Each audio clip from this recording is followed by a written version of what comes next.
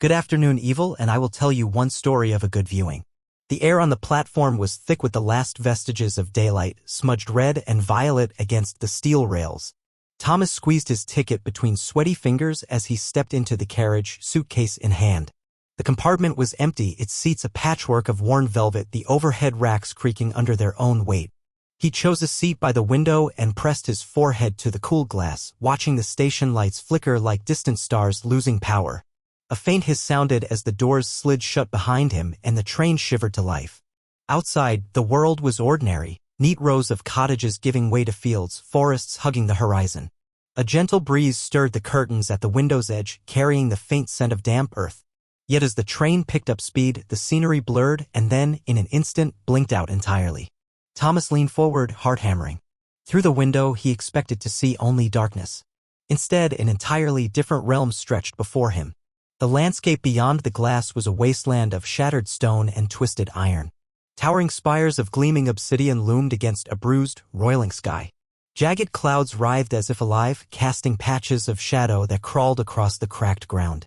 A black mist snaked along the earth, pooling in hollows, sending up curling wisps of inky vapor. He blinked and the world trembled, but the image remained. Hands trembling, Thomas pressed his palm flat against the glass. The surface gave under his touch, pulsing like the throat of some vast beast. He jerked back, but couldn't tear his eyes away. Between two massive spires, a lone figure stood. At first, it was only a silhouette, slender and unmoving.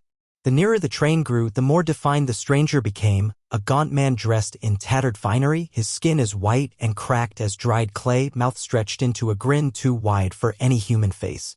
His dark eyes seemed to burn with a hunger that reached across worlds. A sudden jolt threw Thomas against the seat. The compartment lights flickered, and for a heartbeat he thought the train had derailed. But when the carriage steadied, the stranger had lifted one bony hand in greeting. The ensuing silence felt oppressive, as though the air itself had grown thick with menace. Thomas glanced around. The compartment remained empty, no other passengers, no conductor, no sign of life apart from him. His reflection hovered in the glass behind the stranger's form, but the eyes in the reflection were those of the figure outside, cold, calculating, unblinking. He swallowed. The stranger's hand twitched and the spires behind him seemed to shift, elongating, leaning closer. Pools of oily liquid at their bases reflected the figure in sickly ripples. From those pools, something stirred, long, sinuous shapes that writhed beneath the surface, then broke free.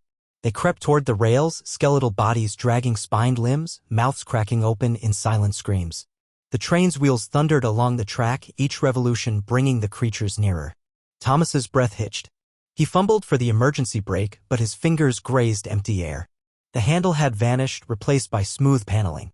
He roared, stamping a foot, but the carriage offered no reply. The stranger outside cocked his head as if amused by Thomas's panic. Behind Thomas, the corridor was swallowed by shadows so dense they absorbed the carriage lights entirely.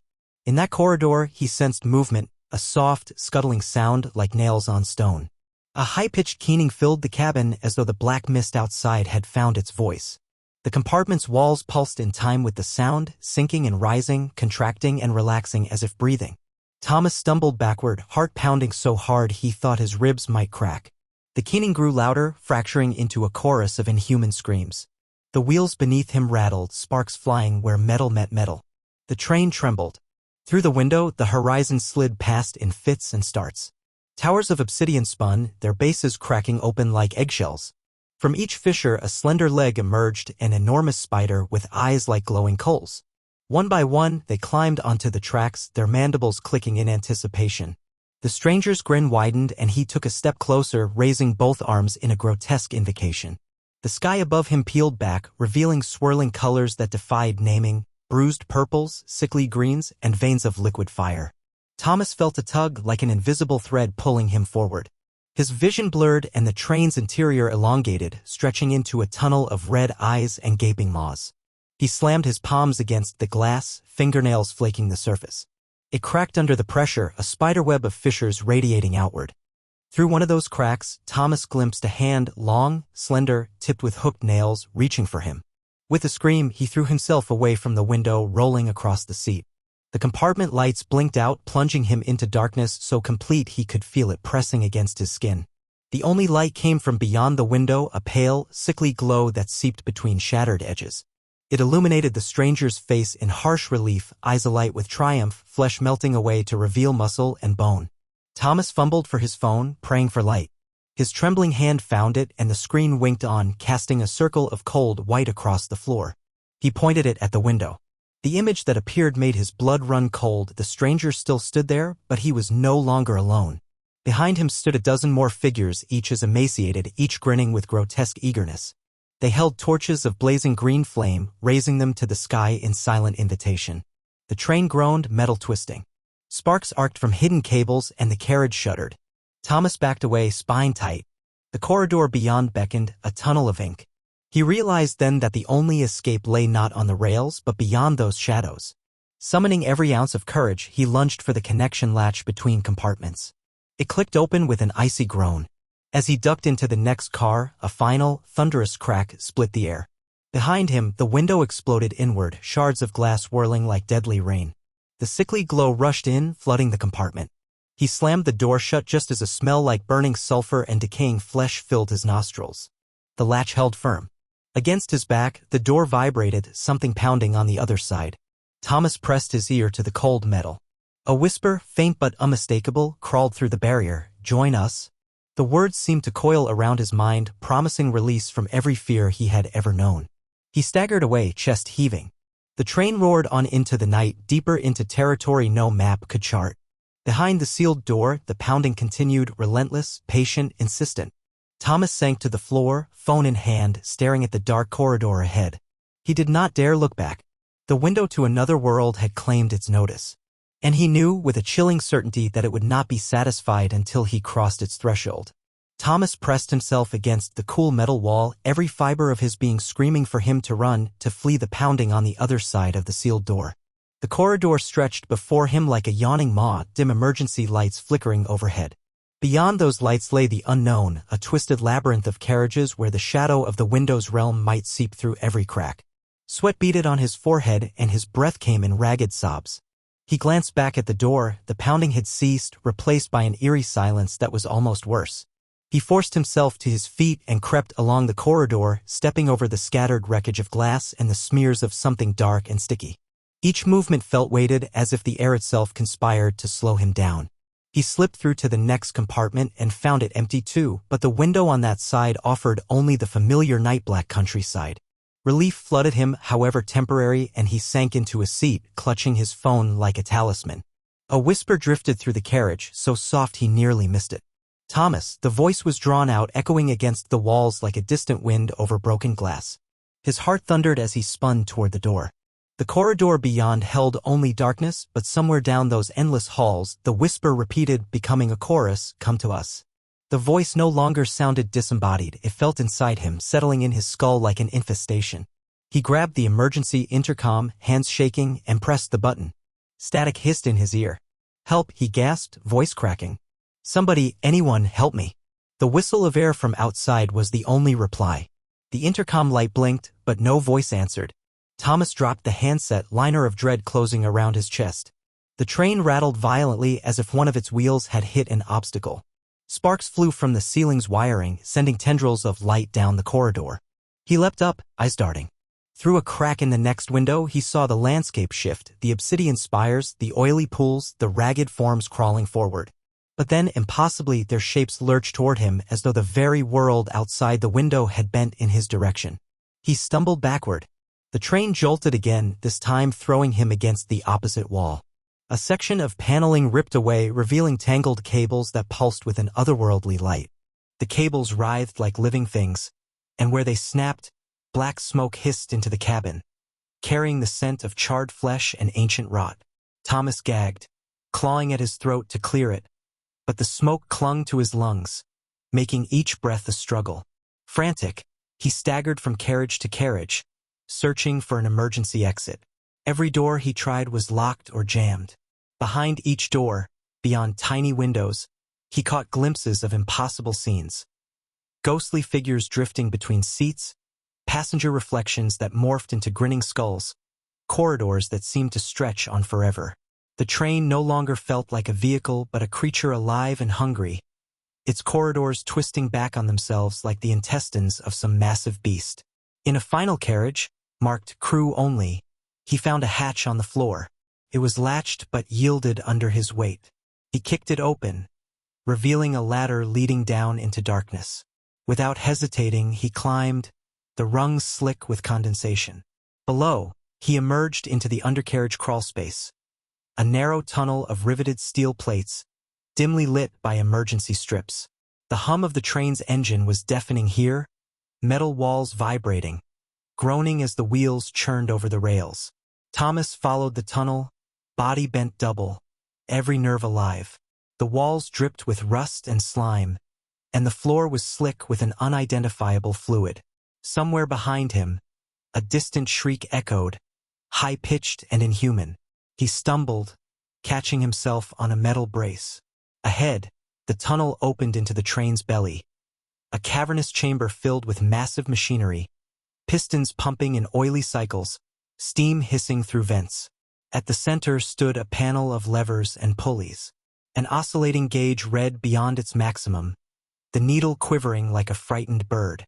Wires snaked from the panel into the floor, and through a transparent viewport Thomas saw the track stretching off into darkness, leading directly into the world of the window. The train was on a collision course, not with another carriage, but with the opening between realities. And he was the only one who could stop it.